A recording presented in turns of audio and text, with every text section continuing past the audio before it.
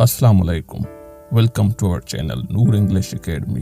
Guys, ये हमारे free 500 important sentences lecture series का चौथा लेक्चर है। इसमें हम लाए हैं आपके लिए 25 इम्पोर्टेंट सेंटेंसेस, 25 वोकेबुलरीज और 25 प्रोनाउंसिएशंस। इसके अलावा अगर आपने हमारे पहले लेक्चर्स नहीं सुने हैं तो इस वीडियो के डिस्क्रिप्शन में लिंक शेयर किया गया है, और अगर आप चाहते हैं कि आप हमारे इस लेक्चर सीरीज से ज़्यादा फ़ायदा उठाएं और आने वाले वीडियोस आप तक बर वक्त पहुंच सकें तो हमारे चैनल को सब्सक्राइब कीजिए और साथ में बेल का आइकन दबाइए। तो नाज़रीन, आज का हमारा पहला सेंटेंस है, वो एक शरारती बच्चा है। ही इज़ अ नाटी चाइल्ड। नाटी कहते हैं शरारती को और चाइल्ड कहते हैं बच्चे को। He is a naughty child. आप सब्जेक्ट को बदल सकते हैं। अगर ही की जगह शी हो तो आप कहेंगे she is a naughty child. She is a naughty child. अगर वो ज्यादा हो तो आप कहेंगे दे आर। गाइस, अगर एक हो तो हम कहेंगे चाइल्ड, और अगर एक से ज्यादा हो तो हम कहेंगे children. They are naughty children. Next sentence है, मैं इंग्लिश कैसे बोल सकता हूँ। How do I speak English. Guys, यहाँ पे एक इंग्लिश फ्रेज है हाउ डू। हाउ डू हम उस कंडीशन में यूज करेंगे जब हम किसी काम के करने के बारे में पूछते हैं, ये काम कैसे कर सकता हूँ। उस कंडीशन में आप एक लफ्ज यूज करेंगे how do. How do I speak English. मैं इंग्लिश कैसे बोल सकता हूँ। How do I write a letter. मैं खत कैसे लिख सकता हूँ। गाइस, अगर यही आई की जगह पे अगर ही हो तो हम कहेंगे How does he speak English? How does she speak English? अगर सब्जेक्ट चेंज हो तो उसके साथ हेल्पिंग वर्ब भी चेंज होगा, क्योंकि ये प्रेजेंट सिंपल टेंस का सेंटेंस है। नेक्स्ट सेंटेंस है, इंग्लिश बोलना तुम्हारे बस की बात नहीं। इसका इंग्लिश है, speaking English is not your cup of T. Speaking English is not your cup of T. Guys, cup of T एक इंतहाई और बहुत ही खूबसूरत इंग्लिश ईडियम है, इसका मतलब है बस की बात नहीं होना। लेट्स सपोज अगर आप कहेंगे कि क्रिकेट खेलना आपके बस की बात नहीं तो आप कहेंगे playing cricket is not your cup of T. Cricket खेलना आपके बस की बात नहीं। Helping poor is not your cup of T. गरीबों की मदद करना तुम्हारे बस की बात नहीं। नेक्स्ट सेंटेंस है, काश वो यहाँ होता। इसका इंग्लिश है, I wish you were here. काश वो यहाँ होता। आई विश यू वर हियर। काश वो मेरा दोस्त होता। I wish he were my friend. Guys, ये कंडीशनल सेंटेंस है जिसमें कोई चीज़ अगर हकीकत ना हो मगर आप उसकी ख्वाहिश का इज़हार करते हैं तो उस कंडीशन में सेंटेंस इस तरह बनता है, I wish you were here. अगला सेंटेंस है, लगता है आप परेशान हैं। It seems you are worried. Guys, जिस तरह उर्दू में कहते हैं लगता है, तो इंग्लिश में लगने के लिए हम सीम यूज करते हैं। वरीड कहते हैं परेशान को। लगता है आप परेशान हैं। It seems you are worried. लगता है आप खुश हैं। It seems you are happy. लगता है आप परेशान हैं। It seems you are sad.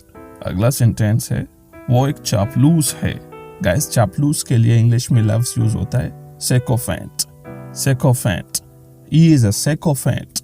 अगर वो लड़की है तो हम क्या कहेंगे, शी इज अ सिकोफेंट। अगर वो एक से ज्यादा हैं तो हम कहेंगे दे आर सिकोफेंट। इसके अलावा नेक्स्ट सेंटेंस है, उसके सर पे इंग्लिश बोलने का भूत सवार है। इंग्लिश में कहते हैं he is obsessed about speaking English. शिद्दत के साथ आप उस काम को करना चाहते हैं, उसके लिए हम ऑब्सेस्ड यूज करेंगे। He is obsessed about speaking English. उसके सर पे इंग्लिश बोलने का भूत सवार है। He is obsessed about helping the poor. उसके सर पे गरीबों की मदद करने का भूत सवार है। Obsessed about is a very beautiful word, guys. Use it in your own sentences. अगला सेंटेंस है, वो रोज बर्तन साफ करता है। He does the dishes every day. Do the dishes means बर्तन साफ करना। अगर he की जगह पे हम सब्जेक्ट को चेंज करें, फर्ज करें मैं रोज बर्तन साफ करता हूं, तो मैं कहूंगा I do the dishes every day. अगर वो लड़की है तो हम कहेंगे she does the dishes every day. Guys, इस तरह से मुख्तलिफ सब्जेक्ट के साथ इस सेंटेंस को यूज करें ताकि आपको सब्जेक्ट के साथ जो कंस्ट्रक्शन होगा उसका पता चल सके। नेक्स्ट सेंटेंस है मुझे घबराहट हो रही है। गाइस ये भी एक इडियम है, उसे इंग्लिश में कहेंगे I have butterflies in my stomach. Guys butterflies in stomach का मतलब है किसी चीज के बारे में घबराहट महसूस करना कि पता नहीं सही होगा या गलत होगा, तो उस कंडीशन में आप कहेंगे I have butterflies in my stomach, मुझे घबराहट हो रही है। He has butterflies in his stomach, उसको घबराहट हो रही है। They have butterflies in their stomach, उन्हें घबराहट हो रही है। अगला सेंटेंस है मेरा फोन मत काटना। Don't hang up, hang up कहते हैं फोन को काटना, तो उसका इंग्लिश है डोंट हैंग अप। अगला सेंटेंस है टाल मटोल मत करना।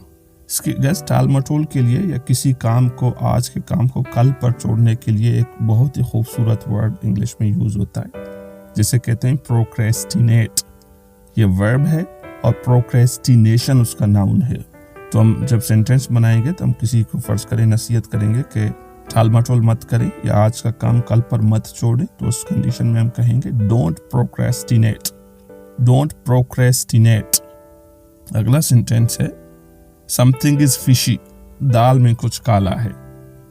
गाइस अगर कोई काम खराब हो रहा हो या आपको किसी चीज पे शक हो तो उसमें आप इंग्लिश जब यूज करेंगे वो होगा समथिंग इज फिशी, दाल में कुछ काला है। अगला सेंटेंस है वो बदला नहीं लेगा। इसका इंग्लिश है he will not take revenge, take revenge कहते हैं बदला लेने को। he will not take revenge, वो बदला नहीं लेगा। वो आजकल इंग्लिश सीख रहा है। he is learning English these days, आजकल के लिए हम इंग्लिश में वर्ड यूज करते हैं these days। he is learning English these days, he is doing business these days। अगला सेंटेंस है क्या मुझे कलम मिल सकता है। can I have a pen please।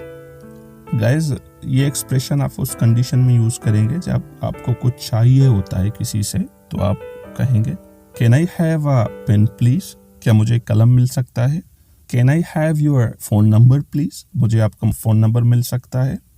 Can I have a notebook please, क्या मुझे एक नोटबुक मिल सकता है।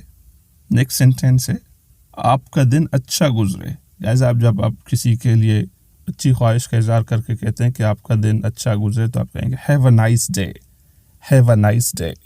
अगला सेंटेंस है आपको कैसे पता है। हाउ डू यू नो, ये क्वेश्चन है, सवालिया है। जब आप कहते हैं कि आपको कैसे पता है तो आप कहेंगे हाउ डू यू नो। उसको कैसे पता है तो आप कहेंगे how does he know, how does he know, उसको कैसे पता है। अगला सेंटेंस है आप क्यों नाराज हैं। ये भी एक सवाल है। अगर कोई नाराज है आपसे तो आप उसे कहेंगे कि आप क्यों नाराज हैं। Why are you angry? आप क्यों खुश हैं। Why are you happy? अगला सेंटेंस है आज उसके भाई का इंतकाल हुआ। His brother passed away। Guys, pass away कहते हैं इंतकाल करना, मर जाना। इसके लिए सिंपल वर्ड है died। His brother died today, या उससे बेहतर वर्ड है pass away। His brother passed away today। अगला सेंटेंस है अगर उसे मेरी दुश्मनी मंजूर है तो यही सही। गाइस ये सेंटेंस थोड़ा सा लंबा है मगर बहुत खूबसूरत है, इसे समझने की कोशिश करें, बहुत आसान है। अगर उसे मेरी दुश्मनी मंजूर है तो यही सही। If he wants to be my enemy, so be it। Guys ये एक्सप्रेशन है so be it। so be it आप उस कंडीशन में यूज करेंगे जब आप कहेंगे कि होने दो। If he wants to be my enemy, so be it। अगर वो मेरा दुश्मन बनना चाहता है तो होने दो, सो बी इट, तो यही सही। अगला सेंटेंस है तुम्हारी जितनी भी तारीफ की जाए कम है। इसका इंग्लिश है no words can compliment you. Compliment कहते हैं तारीफ करने को। No words can compliment you, तुम्हारी जितनी भी तारीफ की जाए कम है। No words can compliment you. अगला सेंटेंस है अगर मेरे पास पैसे होते तो मैं उसकी मदद करता। गाइस ये कंडीशनल सेंटेंस है ये। If I had money, I would help him। अगर मेरे पास पैसे होते तो मैं उसकी मदद करता। गाइस अगर आप सब्जेक्ट को चेंज करेंगे तो आप कहेंगे If she had money, she would help him।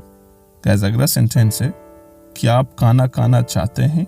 ये एक सवाल है, क्वेश्चन है। Do you want to eat food? Do you want to eat food? Guys want to कहते हैं चाहने को इंग्लिश में। Do you want to drink water? क्या आप पानी पीना चाहते हैं। Do you want to go to school, क्या आप स्कूल जाना चाहते हैं। गाइस वांट टू बहुत कॉमन है, कोशिश करें इसके साथ ज्यादा से ज्यादा सेंटेंसेस बनाएं। अगला सेंटेंस है तुम्हें उसकी मदद करनी चाहिए थी। You should have helped him. Guys should have कहते हैं करनी चाहिए थी, कोई काम जो माजी में आपको करना चाहिए था तो उसके लिए आप यूज करेंगे शुड हैव।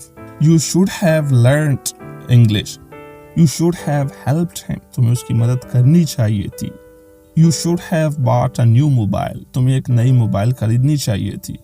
अगला सेंटेंस है जैसी करनी वैसी बढ़नी।